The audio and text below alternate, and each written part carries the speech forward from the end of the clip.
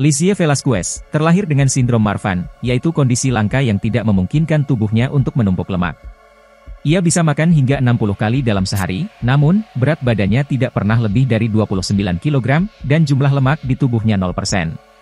Dia menjadi korban cyberbullying pada saat remaja, setelah sebuah tayangan video YouTube menggambarkan dirinya sebagai wanita paling jelek di dunia. Tapi dengan berani, ia menghadapi ejekan dan hinaan, dengan menjadi motivator inspirasi bagi korban bullying di seluruh dunia.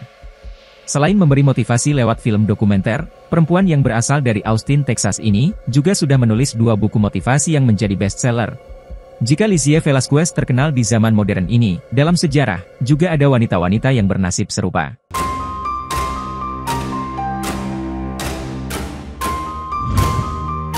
Ratu Zhong Lichun. Dia dikenal sebagai salah satu dari 4 wanita terjelek dalam sejarah Cina.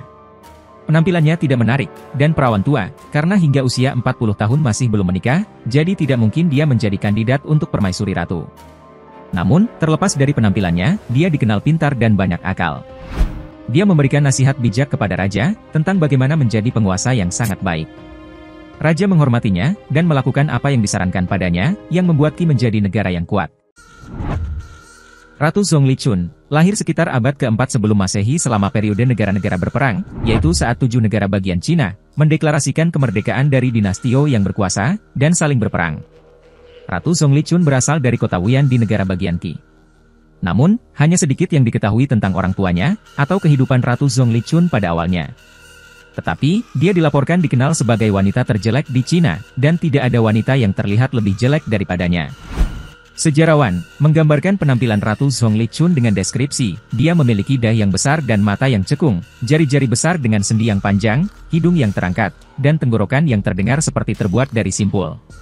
Bagian tengkuknya tebal, memiliki sedikit rambut, ditekuk di pinggang, dan dadanya menonjol, kulitnya seperti pernis. Ratu Zhong Lichun dilaporkan sangat tidak menarik, sehingga tidak ada pria ingin menikahinya, yang membuatnya menjadi perawan tua. Namun terlepas dari kekurangannya, Zhong Lichun adalah wanita yang pintar, juga seorang penyihir hebat. Ketika dia berusia 40 tahun, dia mengetahui ketertarikan Raja Xuan Qi pada okultisme, maka, dia berjalan ke istana untuk meminta raja menikahinya. Ketika Kaisar Xuan mengetahui, bahwa seorang wanita jelek berada di gerbangnya meminta dia untuk menikahinya, raja pun merasa geli, dan mengirimnya untuk audiensi. Zhong Lichun membuat dirinya menarik, dengan mengklaim, bahwa dia tahu bagaimana membuat dirinya tidak terlihat. Kaisar Xuan terkejut, ketika dia menggunakan trik sulapnya untuk menghilang di depan raja. Raja yang penasaran, memanggil Zhong Lichun keesokan harinya, dan menanyakan bagaimana dia melakukan trik sulap. Namun, Zhong Lichun tidak menjelaskan bagaimana dia melakukan trik sulap kepada Raja Xuan. Sebaliknya, dia memberi nasihat yang bagus, tentang bagaimana raja harus memperkuat kerajaannya. Zhong Lichun mengatakan kepada raja, bahwa ada 4 bahaya di depannya.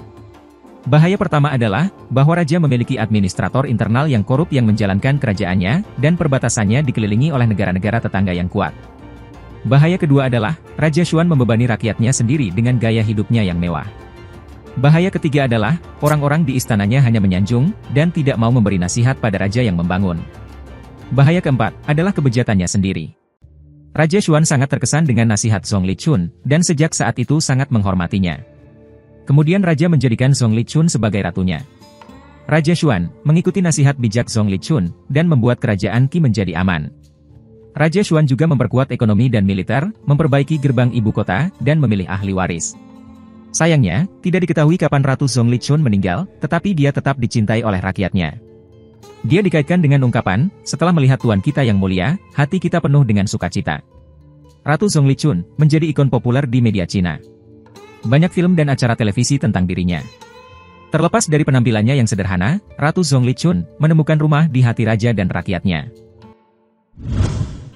Mary Ann Bevan. Wanita kelahiran London 20 Desember 1874 ini, hidup bersama 7 saudaranya dengan keadaan kurang mampu. Namun, Mary memiliki tekad yang kuat untuk meningkatkan hidupnya. Di usianya yang masih belia, ia bekerja untuk menyambung hidupnya sebagai seorang perawat di sebuah rumah sakit. Menginjak usia 29 tahun, ia menikah dengan Thomas Bevan, dan dikaruniai 4 orang anak. Setelah 3 tahun menikah, Mary mengalami gejala-gejala tak wajar pada badannya. Ia kerap merasakan migrain, dan nyeri sendi dan otot. Ia memeriksakan diri ke dokter untuk mengetahui kondisinya, namun dokter pun tidak mengetahui penyakit apa yang diderita Mary. Seiring berjalannya waktu, kondisinya semakin memburuk. Sakit kepala yang dideritanya semakin parah, dan penglihatan menjadi buram. Perlahan, gejala lain pun muncul, yang pada akhirnya mengubah hidup Mary. Penyakit ini mulai menyerang fisiknya, sekujur tubuhnya membengkak, bahkan struktur wajahnya ikut berubah. Dokter akhirnya berhasil mendiagnosa penyakitnya, setelah penyakit ini sudah menyerang sekujur tubuhnya. Mary dinyatakan menderita akromegali, yaitu gangguan hormonal yang berkembang saat kelenjar pituitari memproduksi terlalu banyak hormon pertumbuhan saat masa dewasa. Sayangnya, teknologi pada saat itu belum bisa menunjang perawatan untuk kesembuhannya. Selepas wafatnya sang suami pada 1914, Mary mulai berjuang sendirian hidup bersama penyakitnya, dan merawat keempat anaknya. Untuk memenuhi kebutuhan hidup, Mary kemudian berkeliling London untuk mencari pekerjaan. Dengan kondisinya yang seperti itu, justru membuatnya kesulitan mendapatkan pekerjaan. Di masa kebingungannya, ia menemukan sebuah kontes Homeliest Woman, atau kontes wanita terjelek di dunia, yang berhadiah cukup banyak uang. Ia kemudian memenangkan kontes tersebut, dan setelah itu, ia memutuskan untuk memanfaatkan penampilannya untuk menafkahi keluarga. Di tahun 1920, ia bergabung di sirkus Coney Island di Amerika, yaitu sebuah sirkus yang menampilkan orang-orang unik, untuk dijadikan tontonan publik. Dicemooh, ditertawakan, dijadikan bahan ejekan, sudah menjadi makanannya sehari-hari. Namun dari pekerjaan itu, Mary mampu memberikan kehidupan yang jauh lebih layak pada anak-anaknya. Di usia ke-59 tahun, Mary Ann Bevan tutup usia karena penyakit yang dideritanya semakin memburuk. Julia Pastrana. Wanita ini lahir di pegunungan Meksiko Barat pada tahun 1834, dengan kondisi rambut yang tumbuh menyelimuti tubuhnya, kecuali pada bagian tangan dan telapak kakinya. Apa yang dialami oleh Julia, dianggap sebagai penyakit langka, yang dikenal nama hipertrikosis akromegaloid. Ia juga menderita hiperplasia gingiva, yang membuat bibir serta gusinya menjadi tebal. Selain itu, Pastrana juga memiliki alis yang tebal, hidung yang besar, serta gigi yang tidak rapi. Masa kecil Julia dihabiskan dalam sebuah panti asuhan. Walau demikian, banyak orang mengenal Julia karena kondisi fisiknya. Bahkan, gubernur negara bagian mengadopsi Julia sebagai penghibur sekaligus pembantu rumah tangga, dan tinggal di sana hingga berusia 20 tahun. Setelah itu, ia memutuskan untuk kembali ke sukunya. Saat berada dalam perjalanan, ia bertemu dengan M. Rates, seorang pemain sandiwara. Rates membujuk Julia untuk ikut dengannya, dan tampil di panggung hiburan. Julia pun memulai karirnya di Amerika Serikat dan Eropa, dan menjadi bagian dari pertunjukan aneh dan sirkus. Julia pertama kali ditampilkan di Gothic Hall di Broadway, New York City pada tahun 1854. Ia pun meraih kesuksesan, dan dikenal sebagai wanita kera atau Baboon Lady. Sebenarnya, Julia adalah seorang wanita yang lembut dan baik hati. Ia juga cerdas dan rajin. Hal ini dapat dilihat dari cara ia bernyanyi, menari, dan berbicara dalam 3 bahasa, termasuk bahasa Inggris. Ia juga senang berperan, memasak, dan menjahit. Sebelum dibawa ke Eropa, Julia menikahi Theodore Land, seorang impresario yang kemudian menjadi manajernya. Pernikahan mereka dilakukan secara rahasia. Banyak yang percaya bahwa Julia menikahinya karena cinta, berbeda dengan Land, yang mau menikahinya hanya agar dapat mengontrol penuh penghasilan yang diperoleh Julia. Namun dalam sebuah wawancara, Julia mengaku bahwa ia telah menolak lebih dari 20 lamaran, dengan alasan pria tersebut tidak cukup kaya. Pada tahun 1857, Julia muncul dalam sebuah drama yang ditulis khusus untuknya di Leipzig, Jerman. Dalam poster publikasi, Julia terlihat aneh, karena bibirnya diberi warna merah secara berlebihan, dan mirip dengan gambaran radikal orang Afrika Amerika pada saat itu. Pertunjukan Julia di sana, mendapat respon yang berbeda dari pertunjukan yang biasa dilakukannya. Penonton Jerman menganggap, pertunjukannya jelek sehingga mereka semua menolaknya. Situasi semakin tidak terkendali, sehingga polisi harus turun tangan untuk menghentikan pertunjukan. Pada 1859, Julia dinyatakan hamil.